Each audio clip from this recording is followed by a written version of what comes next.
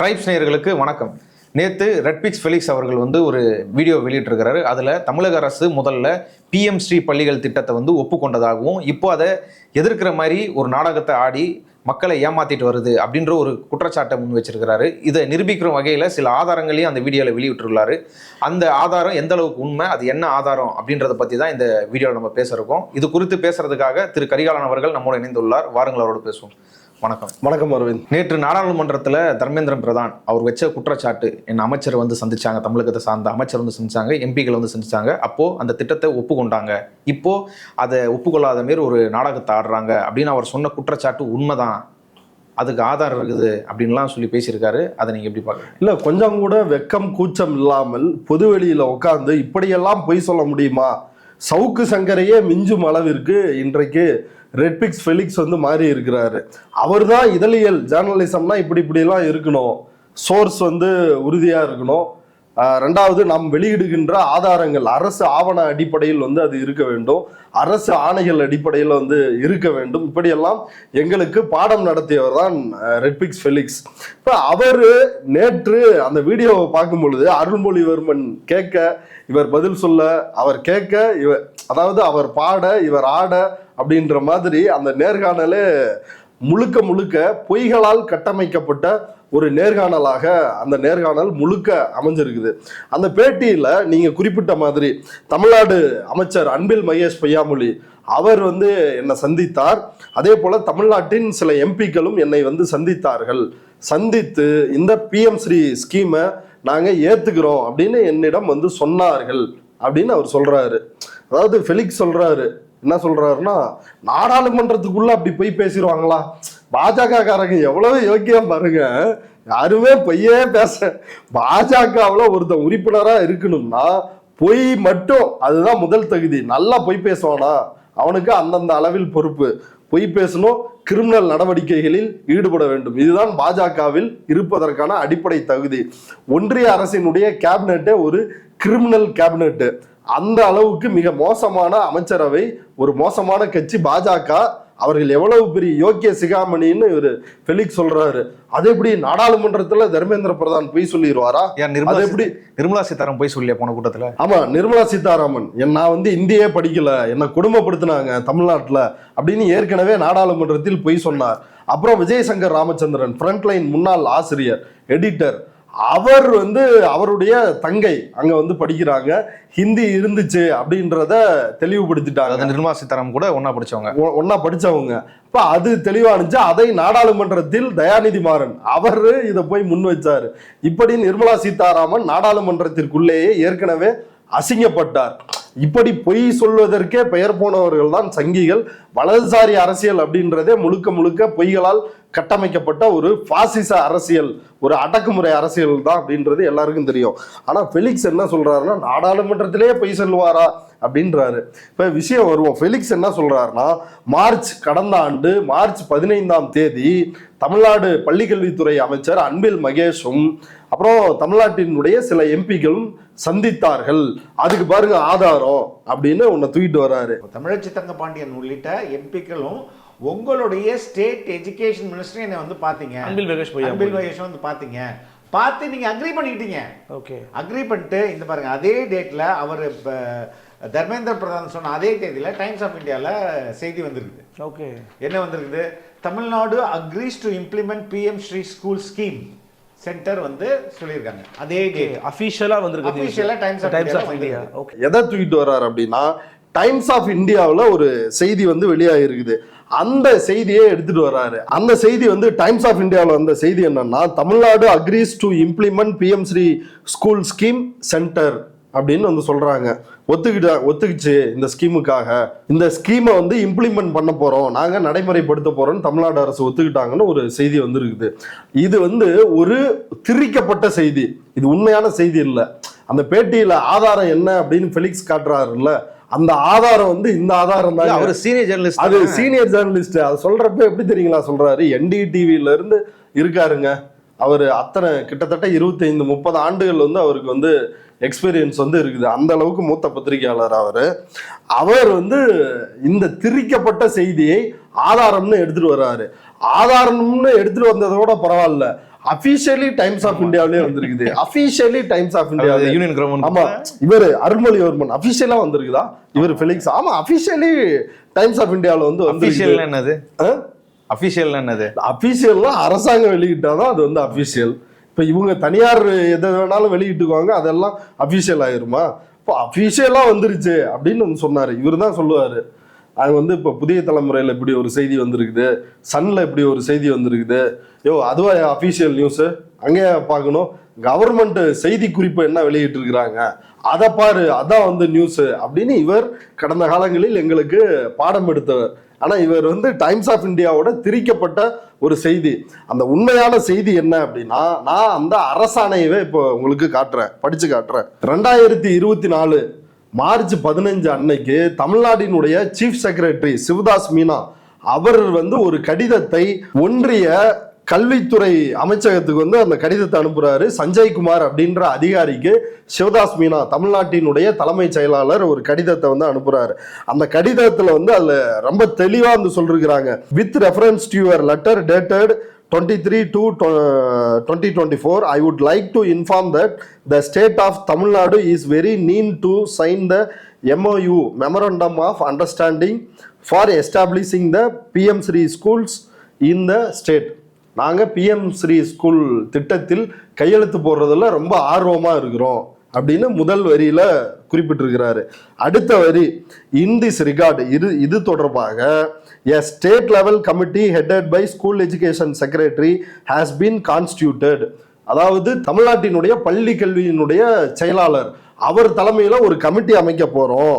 based on the recommendations of the committee the MOU for establishing PM Shri schools will be signed. அதாவது ஒரு committee, பள்ளி கல்வித்துறை செயலாளர் தலைமையில் நாங்க ஒரு கமிட்டி அமைக்க போறோம். அந்த கமிட்டியோட ரெக்கமெண்டேஷன் அடிப்படையில தான் நாங்க இந்த புரிந்துணர்வு ஒப்பந்தத்தில் PM Shri ஸ்கூல் திட்டத்தை அமல்படுத்துகிறோம் அப்படின்ற புரிந்துணர்வு ஒப்பந்தத்தில் கையெழுத்திடுவோம் அப்படின்றத தெளிவா சொல்லிட்டாங்க. இது தெளிவா இருக்கா இல்லையா? மார்ச் 15 வந்து எங்க சந்திச்சாங்க, இந்த லெட்டரை வந்து அனுப்புறாங்க. இந்த லெட்டரை அனுப்புன உடனே அதை வந்து ஒன்றிய மினிஸ்ட்ரி ஆஃப் எஜுகேஷன் டிபார்ட்மெண்ட் அவங்க தன்னுடைய ட்விட்டர் பக்கத்துல இதை ஷேர் பண்ணிருக்கிறாங்க. இரவு 8 மணிக்கு மார்ச் 15 2024 இரவு 8:38 மணிக்கு வந்து இந்த பதிவை அவங்க வந்து போட்டிருக்கிறாங்க, இப்படி தமிழ்நாடு ஒத்துக்குச்சு அப்படின்னு. அப்ப என்ன டீட்டெயிலு, தமிழ்நாடு எதன் அடிப்படையில் நாங்க இதுல கையெழுத்து போட ஆர்வமா இருக்கிறோம், ஆனா இது தொடர்பா நாங்கள் ஒரு கமிட்டி அமைப்போம், அந்த கமிட்டியினுடைய ரெக்கமெண்டேஷன் அடிப்படையில தான் நாங்க இதுல சைன் பண்ணுவோம் அப்படின்றாங்க. அதே போல கமிட்டி அமைக்கப்படுகிறது. அந்த கமிட்டியினுடைய ரெக்கமெண்டேஷன் என்னன்னா, மும்மொழி கொள்கை, அதை ஏற்றுக்கொள்ள முடியாது. அதே போல தேசிய கல்விக் கொள்கை, அதையும் ஏற்றுக்கொள்ள முடியாது. இது இல்லாம PM Shri ஸ்கூலை எங்களுக்கு வந்து கொடுங்க, நாங்க ஏத்துக்கிறோம் அப்படின்றது தமிழக அரசினுடைய புரிந்துணர்வு ஒப்பந்தம். ஒரு மாடிஃபைடு புரிந்துணர்வு ஒப்பந்தம், ஒரு திருத்தப்பட்ட, அவங்க கொடுத்ததை நம்ம மாத்தி இப்படி திருத்தி நம்ம ஒரு மெமரண்டம் வந்து ஒன்றிய அரசுக்கு தமிழ்நாடு அரசு இந்த புரிந்துணர்வு ஒப்பந்தத்தை வந்து அனுப்பி வைக்கிறாங்க. அதை ஒன்றிய அரசு நிராகரித்து விட்டது. அதை நிராகரித்தது தொடர்பாக ஒன்றிய கல்வித்துறை அமைச்சர் தர்மேந்திர பிரதான் தமிழ்நாடு அரசுக்கு அன்றைக்கு வந்து ஒரு கடிதம் எழுதினாரு. அந்த கடிதத்தை நேற்று CM வந்து வெளியிட்டு இருக்கிறாரு. அதுலேயே இந்த விஷயங்கள் எல்லாம் மிக தெளிவா இருக்குது. தர்மேந்திர பிரதான் தமிழ்நாடு அரசுக்கு எழுதிய கடிதத்தில் 30/8/2024 அன்னைக்கு அவர் அந்த கடிதம் எழுதி இருக்கிறாரு. அதனுடைய 6வது பாயிண்ட் ரொம்ப வந்து சூப்பரா இருக்குது. However, I was surprised to see that state responded with the modified MOU. ஒரு மாற்றம் செய்யப்பட்ட ஒரு புரிந்துணர்வு ஒப்பந்தத்தை அனுப்பி வைத்தார்கள், ஒரு லெட்டரை வந்து அனுப்புனாங்க அப்படின்னு சொல்றாரு. எங்களுக்கே ரொம்ப சர்ப்ரைஸா இருக்குது. நாங்க கொடுத்ததை ஏத்துக்கங்கன்னு சொன்னா அதை மாடிஃபை பண்ணி மும்மொழி கொள்கையை ஏத்துக்க முடியாது, தேசிய கல்விக் கொள்கையை ஏற்றுக்கொள்ள முடியாது அப்படின்னு இவங்க சொல்றாங்க அப்படின்றத குறிப்பிட்டு அவரே கடிதம் எழுதி இருக்கிறாரு. அதாவது தமிழ்நாடு அரசு PM Shri திட்டத்தை ஏற்றுக்கொள்ளவில்லை, அப்படி ஏற்றுக்கொள்ளாததனால் அவங்களுக்கு வந்து நாங்க நிதி தரல அப்படின்றத அவரே வெளிப்படையாக தன்னுடைய கடிதத்தில் குறிப்பிட்டாரு. மாடிஃபை பண்ணி தான் ஒரு MOU எங்களுக்கு அனுப்பிச்சிருக்கிறாங்க அப்படின்றத தெளிவா குறிப்பிட்டிருக்கிறாங்க. அதை முதலமைச்சரும் வெளியிட்டு இருக்கிறாரு. முதலமைச்சர் எழுப்புற கேள்வியே அதுதான். NEP தேசிய கல்விக் கொள்கை மும்மொழி கொள்கையை தமிழ்நாடு அரசு அனுப்பிய PM ஸ்ரீ MOU புரிந்துணர்வு ஒப்பந்தம் முற்றிலுமாக நிராகரித்து விட்டது என நீங்க தானே வந்து கடிதம் அனுப்புனீங்க அப்படின்னு சொல்லி அவர் எழுதிய கடிதத்தையே போட்டு ஆப்படிச்சு முடிச்சிட்டாரு. அப்ப மார்ச் 15ஆம் தேதி நடந்தது என்ன அப்படின்றது தெளிவாயிருச்சு. அப்ப ஒன்றிய அமைச்சர் தர்மேந்திர பிரதானை பள்ளி கல்வித்துறை அமைச்சரும் சில எம்பிக்களும் சந்தித்ததாக சொல்றாங்களே, அதுல உண்மை இருக்குதா இல்லையா அப்படின்னா உண்மைதான், அவர்கள் சந்தித்தார்கள். அவங்க மார்ச் 15ஆம் தேதி வந்து சந்திக்கல. அவங்க என்னைக்கு சந்திச்சாங்கன்னா ஜூலை 2024 24ஆம் தேதி 24 ஜூலை 2024 அன்னைக்கு ஒன்றிய கல்வித்துறை அமைச்சர் தர்மேந்திர பிரதான், பள்ளி கல்வித்துறை அமைச்சர் அன்பில் மகேஷ் பொய்யாமொழி, அவரு கனிமொழி, ஜோதிமணி, திருமாவளவன், சு வெங்கடேசன் உள்ளிட்ட தமிழ்நாடு எம்பிக்கள் போய் சந்திக்கிறாங்க. எதுக்காக சந்திக்கிறாங்க? செய்தி எல்லா பத்திரிகையிலையும் வந்திருக்குது. அந்த நியூஸ் கட்டிங்க வேணா வந்து வெளியிடுவோம், பார்த்து தெரிஞ்சுக்கிட்டோம். இவங்களை மட்டும் சந்திக்கல, டிடி நெக்ஸ்ட்ல இந்த செய்தி வந்திருக்குது. இவங்களை மட்டும் சந்திக்கல, போய் இவரை எதிர்கட்சி தலைவர் ராகுல் காந்தி அவரையும் பார்த்து இப்படி ஃபண்டை நிறுத்தி வச்சிருக்கிறாங்க அப்படின்னு அவர்கிட்டையும் சொல்றாங்க. இவரை போய் சந்திச்சு இப்படி ஃபண்டை ஏன் நிறுத்தி வச்சிருக்கிறீங்க, உடனடியாக அதை விடுவிக்க வேண்டும், எங்களுடைய மாநிலத்தில் கல்வி பாதிக்கப்படுகிறது. 2000ஆவது ஆண்டில் இருந்து கிட்டத்தட்ட 25 வருஷமா இந்த சமரக் சிக்ஷா அப்படின்ற இந்த திட்டத்தின் கீழ் தமிழ்நாடு அரசு பயன்பெற்று இருக்குது. ஒன்றிய அரசு நிதி கொடுத்துட்டு இருக்கிறாங்க. இப்ப அந்த நிதியை நிறுத்தாதீங்க, எங்களுக்கு பணம் கொடுங்க. PM ஸ்ரீ திட்டத்துல கையெழுத்து போட்டாதான் நான் 2154 கோடியை விடுவிப்பேன் அப்படின்னு சொல்றது ஏற்றுக்கொள்ள முடியாது அப்படின்றதான் நேரில் போய் வலியுறுத்தி வந்தார்கள். இதை வந்து டிடி நெக்ஸ்ட்ல வெளில வந்திருக்குது, தினகரன்ல வெளில வந்திருக்குது. சாதாரணமா நீங்க பிரஸ் மீட் கொடுத்தாரு, கூகுள் பண்ணி பாத்தீங்கன்னாலே வந்து தெரிஞ்சிடும் அமைச்சர் போய் பார்த்தது, பிரஸ் மீட் கொடுத்தது. அப்ப அப்பட்டமாக உண்மை இப்படி இருக்கிறப்ப எப்படி முதல்ல ஒத்துக்கிட்டாங்க அப்படின்னு ஃபெலிக்ஸ் எந்த அடிப்படையில்? அது ஒரு அருமையான ஆர்குமெண்ட் வைக்கிறாரு. போய் பார்த்தாங்கல்ல, அதை மறுக்கிறாங்க. போய் பார்த்தாருங்க. அதான் சங்கி வந்து இப்படிதான் இருப்பான். சங்கி அரை உண்மைகளை கால் உண்மைகளை வைத்துக்கொண்டு மீதிய கட்டுக்கதைகளை அதோட சேர்ந்து கிளப்பி விட்டுறது. அதாவது பாருங்க, காந்தி அரை நிர்வாணமா இருக்கிற பெண்களோட டான்ஸ் ஆடுறாரு அப்படின்றது. அது என்னடான்னு பார்த்தா காந்தி படத்துல நடித்த அந்த நடிகரோ இல்ல அந்த வேடமிட்ட நபரோ அப்படி டான்ஸ் ஆடிட்டு இருந்திருக்காங்க. அப்ப இந்த மாதிரியான பொய்களை பாஜக உருவாக்குவதில் கைதேர்ந்தவர்கள் கெட்டிக்காரர்கள். இப்ப இந்த பாஜகவுக்கு வால் பிடிக்கின்ற ரெட்பிக்ஸ் ஃபெலிக்ஸ், சவுக்கு சங்கர், இன்னும் மணி பத்திரிகையாளர் மணி போன்ற இந்த இவங்க எல்லாருமே பாஜகவிற்கு ஆதரவாகத்தான் இருக்கிறாங்க. இப்ப வெறும் திமுக எதிர்ப்பு அப்படின்ற ஒரு புள்ளியை மட்டுமே மையமா வச்சுக்கிட்டு இப்ப 2000 கோடி ரூபாய், இது யாரோட பணம்? தமிழ்நாட்டு மக்களுக்கு வர வேண்டிய பணம். அந்த பணத்தை வந்து தரமாட்டுறாங்க. அதை நாடாளுமன்றத்துல தமிழ்நாடு எம்பிக்கள் கேள்வி எழுப்பி போராடுறாங்க. நாடாளுமன்றத்துக்கு வெளியே உள்ள தமிழ்நாடு முழுக்க திமுகவும் அதன் கூட்டணி கட்சிகளும் போராடுறாங்க. அப்படி போராடும் பொழுது இவங்க பார்க்குற வேலை ஒரு துரோக வேலையா இல்லையா? இவங்க பார்க்குற வேலை ஒரு யூதாஸ் வேலையா இல்லையா? இவங்க பாஜகவை விட்டுட்டு பாஜகவுக்கு எதிராக போராடுற திமுகவை கடிச்சு குதறது. இது யாருக்காக லாபம்? யாருக்காக இந்த அசைன்மெண்ட்டா இந்த அஜெண்டா வந்து செய்றீங்க? இல்ல, அதுல அவர் என்ன சொல்ல வர்றாருன்னா, ஒண்ணு அதை ஏத்துக்கிட்டேன், தெரியாம ஏத்துக்கிட்டேன்றது ஒத்துக்குங்க, இல்ல உன் கொள்கையும் வேணாம், உன் நிதியும் வேணான்றது மறுத்துட்டுங்க. அதாவது உன் நிதி அது வந்து தமிழகத்துக்கு வர வேண்டிய பணமே கிடையாது, தமிழக அரசு பொய் சொல்றது, எங்களுக்கு வர வேண்டிய பணத்தை வந்து மற்ற மாநிலத்துக்கு ஏன் கொடுக்குறீங்கன்றது பொய், அது அந்த திட்டத்துக்கான பணம் தமிழ்நாட்டுக்கான பணம் கிடையாதுன்றது ஒரு ஆர்குமெண்ட் இருக்கிறாரு. ₹1 இருந்தாலும் ஏன் காசு சார்? அது ஏன் காசு? நான் கேட்கிறேன், உங்க காசு இல்ல, அது பிரைம் மினிஸ்டர் ஸ்ரீ பள்ளிக்கூடத்துக்காக ஒதுக்கப்பட்ட காசு. அது ஒண்ணும் உங்க காசு இல்ல, அது வந்து PM ஸ்ரீ ஸ்கூலுக்காக ஒதுக்கப்பட்ட காசு அப்படின்றாரு. அது என்ன உங்க காசு இல்லைன்னா ஒன்றிய அரசுக்குன்னு தனியா நிதி ஏதாவது இருக்குதா? இந்தியாவில் ஒன்றிய அரசுக்கென்று தனியாக ஏதாவது மாநிலம் இருக்குதா? ஏதாவது நிலப்பரப்பு இருக்குதா? ஒவ்வொரு மாநிலங்கள் சேர்ந்ததுதான் இந்தியா அப்படின்ற இந்த துணைக்கண்டம். இந்த யூனியன் கவர்மெண்ட் வந்து நாம் எல்லோரும் மாநிலங்கள் கொடுக்கின்ற வரி வருவாயின் அடிப்படையில தான் ஒன்றிய அரசு செயல்பட்டு இருக்குது. அதுல என்ன உங்க பணம்னா என்ன? எங்க பணம் தான் அது. இவரும் தமிழ்நாட்டுல தானே இருக்காரு. ஆமா, இவரும் தமிழ்நாட்டுல தான் இருக்கிறாரு. ஆமா, இவர் வந்து சீமானை ஆதரிக்கின்ற பச்சை தமிழர் தானே. இவருக்கு அதாங்க, இது போல இருப்பவர்கள் எப்படி பாஜகவிற்கு வால் பிடிப்பார்கள், இனவாதம் பேசுகின்றவர்கள் எப்படி பாஜகவினுடைய கைக்கூலிகளாக இருப்பார்கள் அப்படின்றதுக்கு சீமானும் உதாரணம், இவரும் உதாரணம். இவரு நான் காசு வாங்குறாங்களா அப்படி அந்த அடிப்படையில் நான் வந்து சொல்ல வரல. இவர்கள் கொள்கை அடிப்படையில், இவர்கள் சிந்தனை அடிப்படையிலேயே பாஜகவிற்கு சேவை செய்பவர்களாக இருக்கிறார்கள். திரைமறைவில் என்ன நடக்குதுன்றது நமக்கு தெரியவில்லை, ஆதாரங்களும் நம்மிடம் இல்லை. இப்ப இதுல பாருங்களேன், 2000 கோடி ரூபாய் பணம் வந்து வரணும். இது PM ஸ்ரீ ஸ்கூலுக்காக ஒதுக்கப்பட்ட பணம் அப்படின்றாப்ல. இது முழுக்க முழுக்க தவறு. 2000வது ஆண்டில் இருந்து அனைவருக்குமான கல்வி திட்டம், அப்புறம் இன்னொரு திட்டம், இந்த 2 திட்டமும் செயல்படுத்தப்பட்டு வருகிறது. அந்த திட்டத்தை பாஜக சமக்கர சிக்ஷா அபியான் அப்படின்ற பெயரில் செயல்படுத்தி வருகிறது. இப்ப இந்த திட்டத்திற்கு தான் ஆண்டுதோறும் வந்து நிதி கொடுத்துட்டு வர்றாங்க. தொடர்ச்சியா 25 ஆண்டுகளாக இந்த திட்டம் நடைபெற்று வருகிறது. எல்லாருக்கும் கல்வியை கொடுக்கணும் அப்படின்றதுக்காக. இப்ப அந்த திட்டத்தில் வரவேண்டிய நிதி தான் இந்த 2150 கோடி ரூபாய். அதுலதான் தமிழ்நாடு அரசுக்கு இந்த நிதி வர வேண்டி இருந்தது. அந்த நிதியை நிறுத்துறாங்க. என்ன சொல்லி நிறுத்துறாங்க அப்படின்னா, PM ஸ்ரீ ஸ்கூல்ல நீ ஏத்துக்கோ, தேசிய கல்விக் கொள்கையை நீ ஏத்துக்கோ, மும்மொழியை ஏற்றுக்கோ. அப்படி ஏத்துக்கிட்டீங்கன்னா தான் இந்தி திணிப்பை ஏற்றுக்கொண்டால்தான் இந்த 2000 கோடியை தருவோன்றாங்க. அந்த திட்டத்துக்கும் இதுக்கும் சம்பந்தம் இல்லை.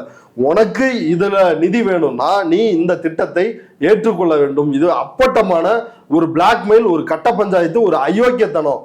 மிரட்டுறா நிதி உனக்குன்னு தனியா எங்கேயா நிதி இருக்குது ஒன்றிய அரசுக்கு? அதனாலதானே மாநில சுயாட்சி அப்படின்னு பேசுனாங்க.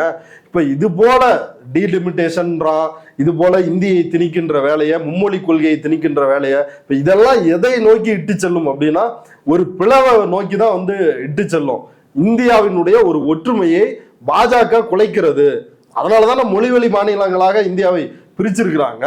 எதற்காக இப்படி பிரிச்சிருக்கிறாங்க? அந்த மொழி, அந்த பண்பாடு, அந்த கலாச்சாரம், அந்த மக்கள் ஒன்றிணைந்து வாழணும். அவங்க சட்டமன்றம் அதில் ஒரு அதிகாரம் பொருந்தி அவங்களே சட்டம் இயற்றிருக்கணும். இதற்காகத்தான் மாநிலங்கள் வந்து மொழி அடிப்படையில வந்து பிரிக்கப்படுது. அப்ப இப்படி இருக்கும் பொழுது இவர் கொஞ்சம் கூட கூச்ச நாச்சம் இல்லாமல் எப்படி இப்படி எல்லாம் இவரால பேச முடியல? இல்ல, கேள்வி கேட்கிறவருக்கும் அசிங்கமா இல்ல, பதில் சொன்ன இவருக்கும் அசிங்கமா இல்ல. இவங்க 2 பேருக்கும் ஒரே அஜெண்டா வந்து திமுகவை இந்த விவகாரத்தில் எதிர்க்க வேண்டும். எதிர்த்து திமுக எதிர்க்கிறது, இன்னொரு புறம் பாஜகவை காப்பாற்றுவது. இதுதான் இதுல அவங்களே சொல்லிக்கிறாங்க. நாங்க வந்து பாஜக வந்து ஆதரிக்கல. ஏற்கனவே குறிப்பிட்ட மாதிரி மார்ச் 15 வந்து இவங்க இப்படி ஒரு கடிதத்தை அனுப்புறாங்க இல்லைங்களா? அதற்கு பிறகு 2 நாள் கழித்து அன்பில் மகேஷ் ஒரு பேட்டி கொடுக்குறாரு. அந்த பேட்டியில எல்லாத்தையும் விலாவரியா சொல்றாரு.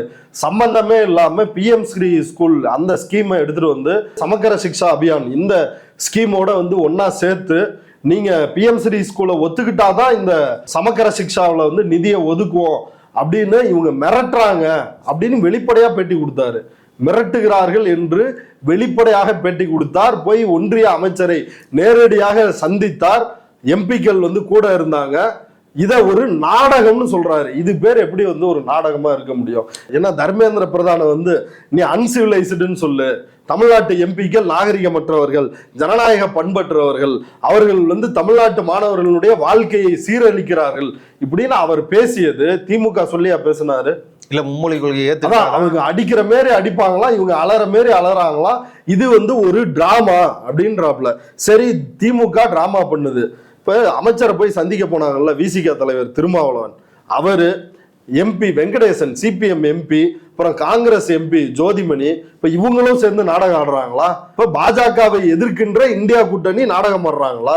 இப்ப திமுக நாடகம் ஆடுது அப்படின்னு நீங்க சொல்றீங்க அப்படின்னா இவங்களும் தானே நாடகம் ஆடுறாங்கன்னு பொருள். இப்ப திமுக மோசமான கட்சி, ஆனால் திருமாவளவன் சிறந்தவர் அப்படின்னு நீங்க எடுக்கிற நிலைப்பாடு எவ்வளவு அயோக்கியத்தனமான ஒரு நிலைப்பாடா அதுல இருக்குல்ல.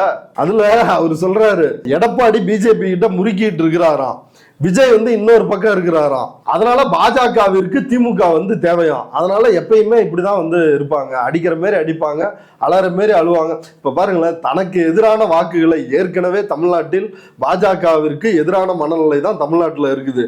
மேலும் மேலும் வந்து இதை சீண்டி விட்டு தனக்கு ஓட்டே வராம செஞ்சுக்கணும் அப்படின்றதான் பாஜக திட்டம் போட்டு தர்மேந்திர பிரதான் நீங்க போங்க, தமிழிச்சி தங்கபாண்டியன் இப்படி கேள்வி கேட்பாங்க, நீங்க எந்திரிச்சு நீங்களாம் வந்து நாகரிகம் இல்லாதவர்கள் தமிழ்நாட்டு எம்பிக்கள் அப்படின்னு பேசுங்க, தமிழ் மக்களை இழிவுபடுத்துங்க அப்படின்னு அஜெண்டா போட்டு கொடுப்பாங்களா? அப்படிதான் சொல்றாரு. இல்ல, இது எவ்வளவு பெரிய காமெடி பாருங்க, சிந்திச்சு பார்க்கணும் மக்கள் எல்லாரும். இவரு வந்து தெரியல. இது பேர் வந்து ஜேர்னலிசமா, இதற்கு என்ன பெயர் அப்படின்றது தெரியல. ஊடக தல் அப்படின்னு வந்து சொல்லலாமா அப்படின்றது ஒரு முக்கியமான விஷயம். இல்ல இப்ப பணம் 2000 கோடி ரூபாய் நமக்கு தராம நிறுத்தி வச்சிருக்கிறாங்க. இப்ப இந்த நிதியாண்டே முடிய போகுது. இன்னும் எத்தனை நாள் இருக்குது இந்த மார்ச் முடிய? கிட்டத்தட்ட ஒரு 18 நாட்கள் அந்த மாதிரி தான் இருக்குது. அப்படி இருக்கும் பொழுது இன்னும் முடியல, டைம் முடியல, வாங்க பேசலாம் அப்படின்னு ஒன்றிய அமைச்சர் கூப்பிடுறாராம். தமிழ்நாட்டு எம்பிக்கள் போய் அவரோட வந்து விவாதிக்காம, அவரோட பேசாம அவங்க வந்து நாடகம் நடத்துறாங்க அப்படின்ற ரீதியில இது பச்சையாக பாஜகவுக்கு ஆதரவான நடவடிக்கையா இல்லையா? இது பாஜகவுக்கு சொம்பு தூக்குற வேலையா இல்லையா? அமைச்சர் கூட போய் பேசணுமா பேச வேணாமா அப்படின்றத மக்களால் தேர்ந்தெடுக்கப்பட்ட இந்த அரசும் முதலமைச்சரும் அவங்க தான் வந்து முடிவு பண்ணுவாங்க. இதை முடிவு செய்வதற்கு ஃபெலிக்ஸ் யார்? நீங்க ஏன் இப்படி ஒரு அஜெண்டாவை பண்றீங்க? உங்களுடைய நோக்கம் என்ன? நீங்க பாஜகவை ஆதரிக்கலன்னு சொல்றீங்க, ஆனால் இந்த மாதிரியான வார்த்தைகள்லாம் நீங்க பாஜகவை ஆதரிப்பதை நீங்களே வந்து ஒப்புதல் வாக்குமூலம் கொடுக்குறீங்களே. இந்த சமரக் சிக்ஷா திட்டம் இருக்குல்ல, தமிழ்நாடு அரசிற்கு வர வேண்டிய 2000 கோடி, அதை பிளாக்மெயில் பண்றதுக்கு பிஎம் ஸ்ரீயை ஏத்துக்கோ அப்படின்னு சொல்றாங்க இல்லையா?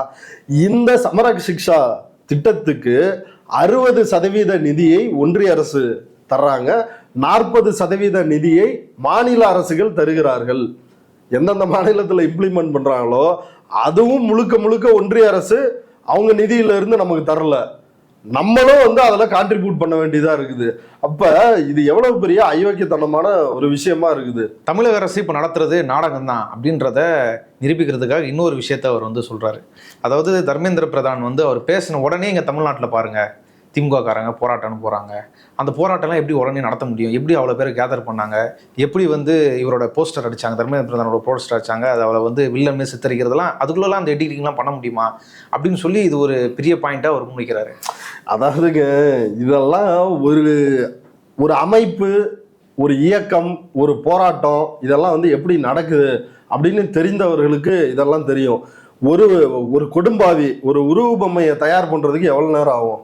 அது என்ன சிற்பி என்ன சிலை வெடிக்கிறதா? அப்படியே குத்தி குத்தி குத்தி குத்தி உடைச்சு ஏங்க ஒரு பழைய சட்டை பேண்ட் எடுத்துட்டு வர வேண்டியதுதான், உள்ள வைக்கோலை திணிப்பாங்க, அவ்வளவுதான். போட்டோ பிரிண்ட் அவுட் எடுத்துட்டு வந்து தலையில வச்சு கொளுத்த போறாங்க. அந்த டெவில் போஸ்டர்ல ஏற்கனவே டிசைன் பண்ணது. ஆமா, பேசின உடனே அதெல்லாம் வந்துருச்சு முன்னாடியே. ஆமா, அப்ப இதுக்கு ஏதோ மெனக்கெட்டு முன்னாடியே உட்காந்து அதுதான் ரொம்ப நகைச்சுவையா இருக்குது இவர் பண்றது. இல்ல வெல் பிளான்டுன்னா என்னன்னு இவருக்கு வந்து ஒண்ணுமே புரியல. ஒரு கட்சி மாநிலத்துல ஆட்சியில இருக்கிறாங்க, 50 ஆண்டுகளுக்கு மேல பாரம்பரியம் இருக்கின்ற ஒரு கட்சி, அந்த கட்சி உடனடியா போராட்டம் நடத்தாதா? எல்லா பிரச்சனைக்குமே அவங்க தலைவர்கள் கைது செய்யப்பட்டா உடனே போராட்டம் நடத்துவாங்க. எல்லா பிரச்சனைக்குமே உடனேக்குடன் போராட்டம் நடத்துறாங்க, ரெஸ்பாண்ட் பண்ணிட்டு தான் இருக்கிறாங்க. அதுவும் ஏதோ அந்த காலம் மாதிரி இருந்தா பரவாயில்ல. இப்ப இணையம், எல்லா வாட்ஸ்அப் உள்ளிட்ட எல்லா வசதிகளுமே இருக்குது. உடனுக்குடன் தொடர்பு கொள்றதுக்கு நொடிக்கு நொடி ஒரு போராட்டம் ஆர்கனைஸ் ஆகுறது ரொம்ப ஈஸியான ஒண்ணு.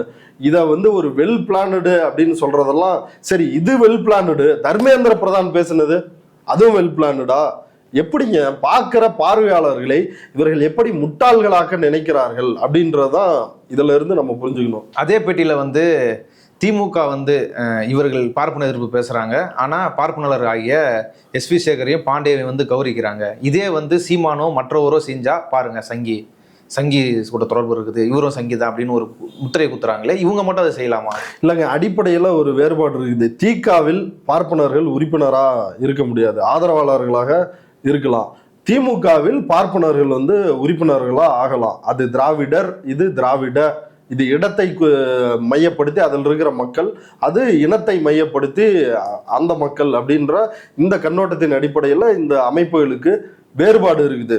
அப்ப திமுக பார்ப்பனர்கள் திமுகவுக்கு ஆதரிக்கிறதோ திமுக கட்சியில் இருக்கிறதோ அது வந்து இங்க வந்து பிரச்சனை கிடையாது.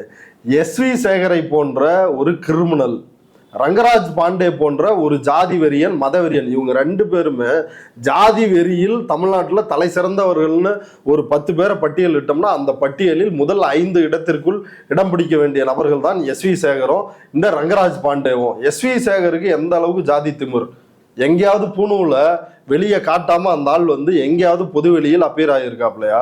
இழுத்து வேணுக்குன்னா எங்க கழுத்துக்கு வெளியே இப்படி வெளியே கொஞ்சம் ஆமா இழுத்துட்டு வந்து இங்க வெளியே தொங்க விட்டுக்கிட்டு சீன் போடுறது, அந்த அளவுக்கு ஜாதி வெறி மிக்கவன்.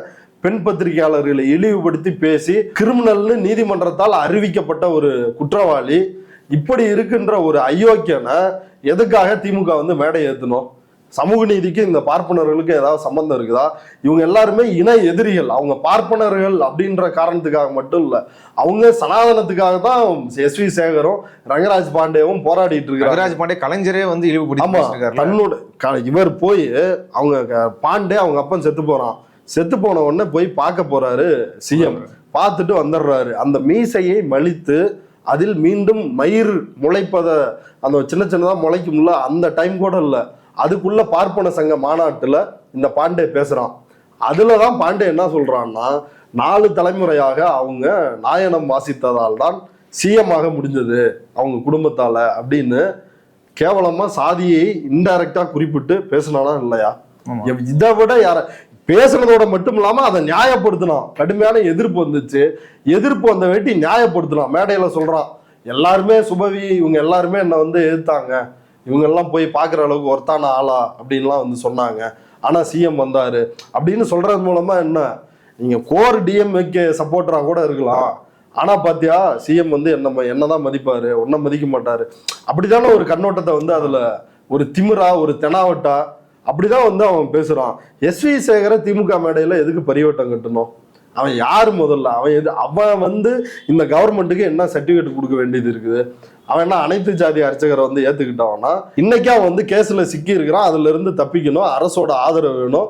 அதனால தமிழ்நாடு முதலமைச்சரை போக்கிடம் இல்லாத ஒரு பார்ப்பன பொறுக்கி தனித்து விடப்பட்டவன் தான் அவன்.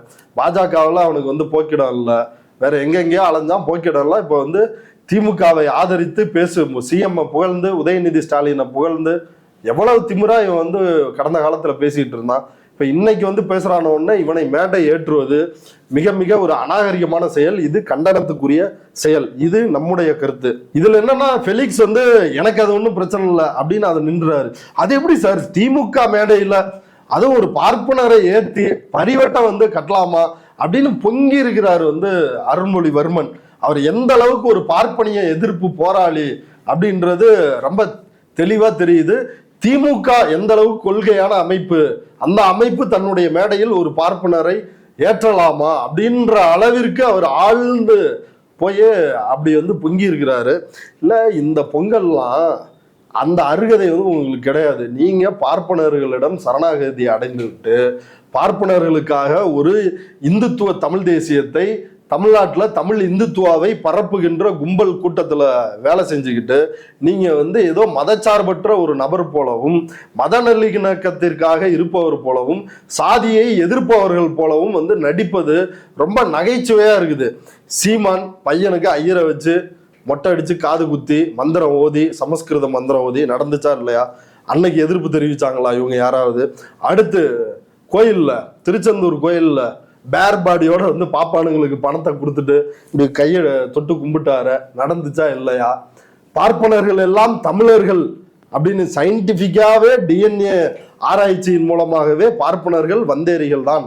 வந்தேரினா நம்ம இவங்க சொல்ற பொருள்ல சொல்ல ஆக்கிரமிப்பாளர்கள் அப்படின்றத மிக தெளிவாக ஆராய்ச்சியின் மூலமாக சொல்லிட்டாங்க. ஆனாலும் பார்ப்பனர்கள் தமிழர்கள். சீமானும் தமிழர்னு சொல்றான். மணியரசன் ஒரு இவர் மனோஜ் சொன்ன மாதிரி சுண்ணாம்பு செட்டி தலையன் அந்த ஆளு ஒரு வரையறை 1956 முன்னாடி வந்தவர்கள்லாம் தமிழர்கள் அப்படின்னா பார்ப்பனர்கள் தமிழர்கள். 1956 முன்னாடி வந்தவங்களாம் பார்ப்பனர்கள் தமிழர்கள். ஆனா ஈவேரா தெலுங்கர். அவர் என்ன 1956 பிறகு வந்து தமிழ்நாட்டுக்கு வர்றாரு. அப்ப எப்படியெல்லாம் இவனுங்களுடைய தமிழர் அப்படின்ற வரையறைய வச்சிருக்கானுன்னு பாருங்க. இப்படிப்பட்ட ஜென்மங்கள் தான் இதுக்காக வந்து நீலி கண்ணீர் வடிக்கிறானுங்க. ஐயோ இப்படி ஆயிருச்சே, இப்படி ஏத்திட்டாங்களே. நீங்க சீமான்னா மட்டும் கேட்குறீங்களே, நீ கேட்டியா? நாங்க கேட்டோம். அன்றைக்கு சீமான் பார்ப்பன கைக்கூலியா மாறின போது நாங்க தான் கண்டிச்சோம். இப்ப இன்னைக்கு மேடை ஏத்துறாங்க அப்படின்றப்பையும் கண்டிப்பது இந்த பெரியாரிஸ்ட் தோழர்கள் தான் வந்து பேசுறாங்க, கண்டிக்கிறாங்க. நீ வந்து அன்னைக்கு கண்டிச்சியா சீமான? நீ அன்னைக்கு கண்டிச்சிருந்தேன்னா நீ இதை பத்தி எல்லாம் பேசுறதுக்கு ஏதாவது யோகிதை இருக்கும், அருகதை இருக்கும். ஏதோ பார்ப்பன எதிர்ப்பே உன்னுடைய இல்ல சீமானுக்கு பெயில் அவுட் வாங்குறதுன்னா இப்ப இதெல்லாம் பேசினிருக்காரு. ஆமா இல்ல இப்ப ஏதோ பார்ப்பன எதிர்ப்பே இவங்க கொள்கை மாதிரியும். இவங்க கொள்கையே என்ன சீமானுக்கு அனைத்து ஜாதி அர்ச்சகர் ஆவதல்ல, அன்னை தமிழ் மொழி அர்ச்சனை மொழி ஆனா போதும், அதான் கொள்கை. அதுக்கு எதிராக அருள்மொழிவர்மனோ இந்த ஃபெலிக்ஸோ என்னைக்காவது பேசி இருக்கிறாங்களா? திருச்செந்தூர் கோயில்ல போயிட்டு பாப்பானை ஏன் இப்படி குனிஞ்சு கும்பிடுற, உனக்கு வெக்கமா இல்லையா? இழிவா இல்லையா, நீ ஏன் இதெல்லாம் செய்யற அப்படின்னு இவங்க வந்து கேள்வி எழுப்பி இருக்கிறாங்களா? ஃபெலிக்ஸோ அருள்மொழிவர்மனோ என்றைக்காவது கேள்வி எழுப்பி இருக்கிறார்களா? ஏன் காது குத்துக்கு வந்து பாப்பானை கூப்பிட்டு வந்து, அதுவுங்க மதுரகாளி அம்மன் குலதெய்வ கோயிலுங்க, குலதெய்வ கோயிலுக்கு அந்தந்த ஜாதிக்காரன் தான் அந்த கோயில்ல இருக்க வாய்ப்பு இல்ல. இருக்கு, கண்டிப்பா பிராமின் வந்து இருக்க முடியாது. அந்த கோயில்லயே பாப்பானை கூப்பிட்டு வந்து அர்ச்சனை பண்ணி கும்மி அடிச்ச, ஏன் கும்மி அடிச்சான்னு இவங்க 2 பேரும் வந்து கேட்டாங்களா?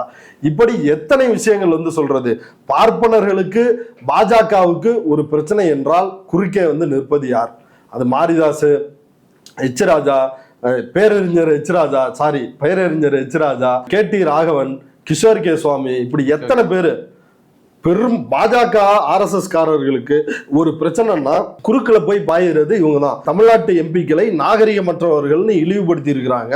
தமிழ் மக்களால், தமிழர்களால் தேர்வு செய்யப்பட்ட எம்பிக்கள் அவங்க தமிழ்நாட்டு நிதியை கேட்டதற்காக இழிவு செய்யப்பட்டிருக்கிறாங்க.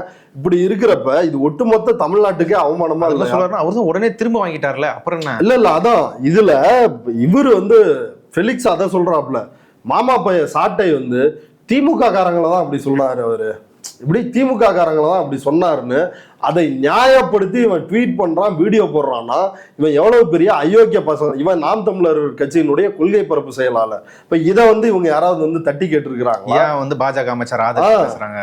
அப்ப இப்படி பட்டியல் போட முடியும். இவங்களுடைய பார்ப்பன எதிர்ப்பு யோகிதை அப்படின்றது பார்ப்பனியத்திற்கு பிறந்த ஒரு கள்ள குழந்தையான இந்த தமிழ் தேசியம், அதுதான் இந்த தமிழ் இந்துத்துவ தேசியம், சீமானினுடைய தேசியம். இந்த தேசியத்திற்கு பால் பிடிச்சுக்கிட்டு இருக்கிற இந்த கும்பல் இதை பத்தி பேசுறதுக்கு எந்த அருகதையுமே கிடையாது. இவ்வளவு நேரம் இந்த செய்திகள் குறித்து உங்க கருத்துக்களை பகிர்ந்து கொண்டதுக்கு நன்றி. நன்றி.